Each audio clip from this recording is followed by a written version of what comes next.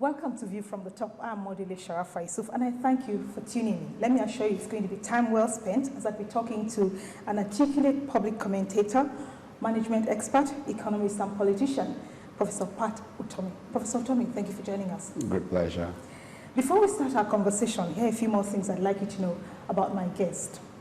Patrick Utomi was born in Kaduna on February 6, 1956. He had his primary education at St. Thomas School, Kano, and his secondary education took him around the country, first to Our Lady of Fatima, Gusau, then Christ the King College, Onitsha, and Loyola College, Ibadan. He later went to the University of Nigeria, Nsukka, where he got a degree in mass communications, and Bloomington, USA, where he's got his MA, MPA, and PhD degrees. Professor Utomi has taught at the Lagos Business School, Harvard Business School, and the American University in Washington. He was one special assistant to former President Shehu Shagari, Chief Operating Officer, Volkswagen of Nigeria Limited, and Vice Chairman, Platinum Habib Bank, among other positions held. Professor Utomi also ran for the presidency of Nigeria in 2007 and 2011.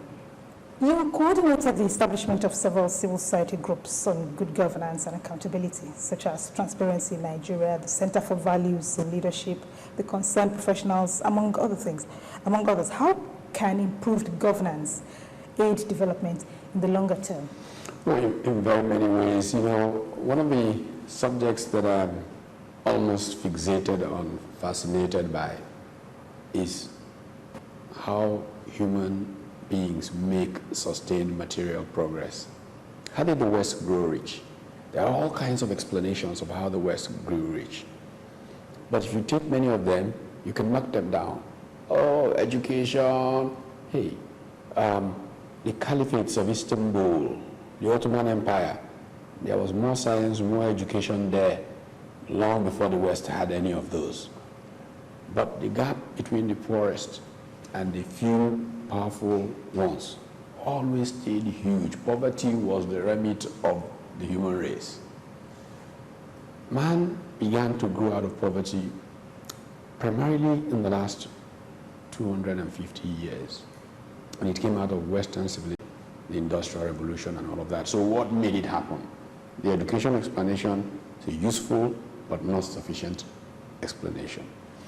It is in the quest to understand all of this that I have significantly narrowed the explanation to a number of things. One is the role that institutions play in the evolution of society. Barack Obama's first visit to Africa in Accra, Ghana, said, what Africa needs is not strong men. What Africa needs is strong institutions. No question in my mind, profound statement. Now this has significantly affected the work that I've done in civil society. The reason that I stood on the streets of Lagos to be beaten by soldiers in 1993, even though I was deputy chief executive of a huge multinational company, was because I realized that my country couldn't really make progress until you stop soldiers making a mess of people's lives and allow the institutions to emerge that would essentially create boundaries of acceptable conduct that can lead to economic growth and improvement in the quality of life for everybody. And so we founded the Concerned Professionals at that time, which was a rallying point to say, look, enough is enough. We can't continue like this. A few of you will get away with this murder, have a few $1 billion, which you will leave in the white man's account when you die anyway. But this society, including your children and their grandchildren, no matter how much you think you sorted away from them, will remain a poor country unless the way we do things change. Because I thought many of those civil society organizations, if what they were doing got done well, would impact significantly how the society emerges from poverty. And the central thesis of my adult life is how do we end poverty? So how much has changed in the 21 years since that protest on the streets of Lagos? Unfortunately, a number of mistakes were made. And that's why Nigeria is referred to as a recursive country, a recursive economy. Recursive, 2 steps forward, 4 steps backwards. You make some progress, then you lose. And part of the reason that you make progress and you get this setback because our institutions are weak. When in 1993 we went out there to protest, ultimately that struggle led to the military running away. They ran away in 1998, let's be frank with ourselves. But when they ran away, we all made a fundamental mistake, including myself. Was a major misjudgment.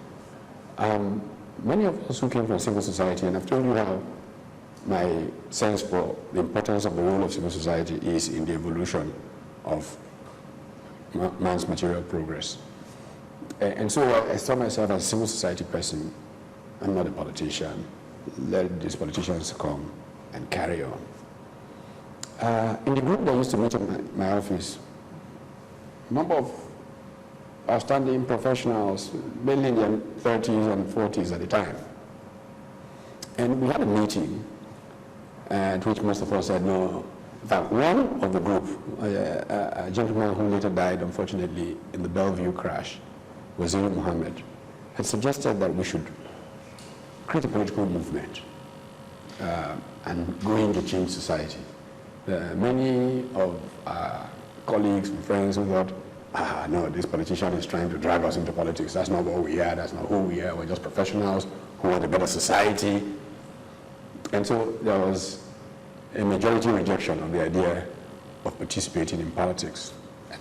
And to be very honest, I was one of those who said, we're not politicians. We can make a difference by working through civil society. I remember that evening, in front of my office, I had an office in Victoria Island at the time, Donald Duke, and one or two others said to us, these people, okay, you can speak at one, and we are going to go and organize and do something. And Donald and two others got together, and Leah Rimoke and three of them, let's go organize Cross River State and take it over. Imagine if all of us had that foresight.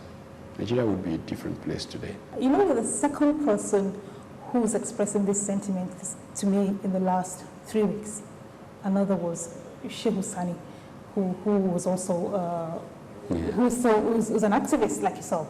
He said, the mistake we made was, we left politics to the politicians. Yeah.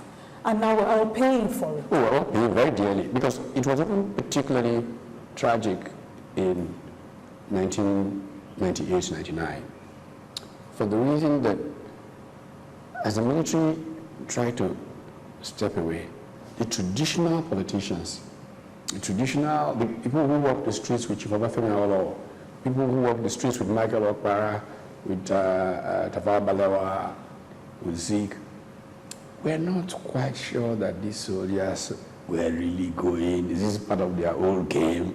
So they sat back. If it was that group that stepped in, it may even have been different. So they stayed back a little to watch, and then all kinds of characters moved into the political space. And Nigeria was done for. Because there was no accountability. As they moved into the political space and they seized it, the Nigerian Treasury became their playing field. And because there was no accountability, they got away with it, and they redefined the public space. The entry barrier was money, not service. We're paying for it. Many Nigerians think that most politicians are disreputable people and veritable scoundrels. And yet people like you, like Fola Adeola, like Nuhu Ribadu, like Charles Soludo, and so forth, have been unable to swing enough votes to make a difference on the political landscape. Was it that you didn't have enough money to buy the votes, or maybe like you said, or like it was said of Governor Kayode Fayemi, you were speaking too much English? Well, I think that it is much more than just speaking English. I mean, let's face it, let's go back just a few years. Professor Ambrose Ali stepped out from academia, came straight into the arena. He had thoughtful people like Chief Awolowo say this is the kind of candidate we should have. And we still remember the difference he made in what is Edo State today. So ideas have never really been a barrier to being engaged and being effective in governance. But in every human being is their creator. And if you don't understand the dignity that every human being carries because of a creator in them, then your own humanity is, I'm afraid, challenged. So I think that there are many people who may not have Kayode Fayemi's education who will very easily understand that Kayode Fayemi had their children in mind in doing what he was doing. Chifalola was an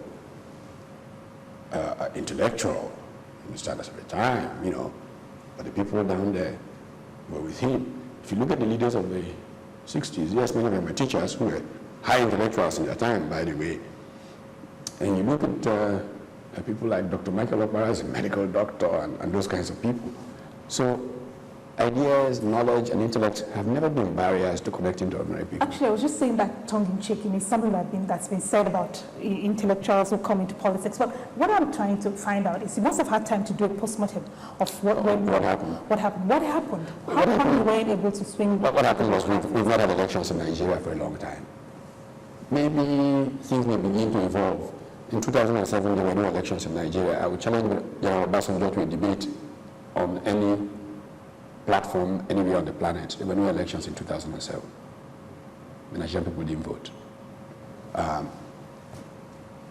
So the point is that between 1999 and 2007, at least I can tell you with no doubt in my mind, there were no elections. So it wasn't a matter of that. And then, you see, people getting, there's also the mindset of the voter.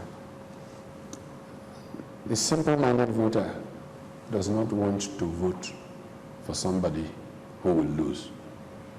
They will say to you, I think this person is a better person, I would like this person to be there, but he won't win, so why bother? Why waste my vote? Yes.